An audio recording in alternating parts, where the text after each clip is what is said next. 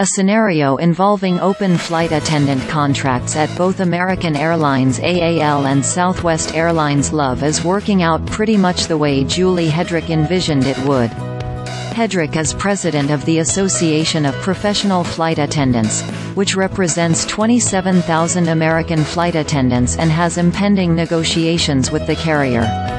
She delayed them until next week, awaiting a vote by Southwest flight attendants. Late Friday, the Southwest flight attendants overwhelmingly rejected a tentative contract agreement that offered a first-year 20% pay increase. It's hard to think that Hedrick failed to benefit by waiting. We pushed out our negotiations, which were supposed to be this week, to next week, she said Friday, in an interview following the Southwest vote count. We were waiting for the outcome. Now it's been rejected. Flight attendants are letting managements know that they are not going to take what management could have gotten away with in the past. For APFA, wages are a key issue. In talks so far, APFA has asked for a 33% raise and the company has offered 11%. On Friday, the 19,000 Southwest flight attendants, who are members of the Transport Workers Union Local 556, rejected a proposed contract in a 64% to 35% vote. About 95% of eligible members voted. Besides 20% in the first year, the proposal offered 3% annual increases for the following 4 years.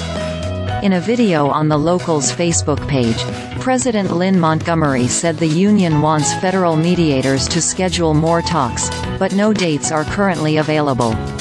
Nothing is going to happen during the holiday season, she said.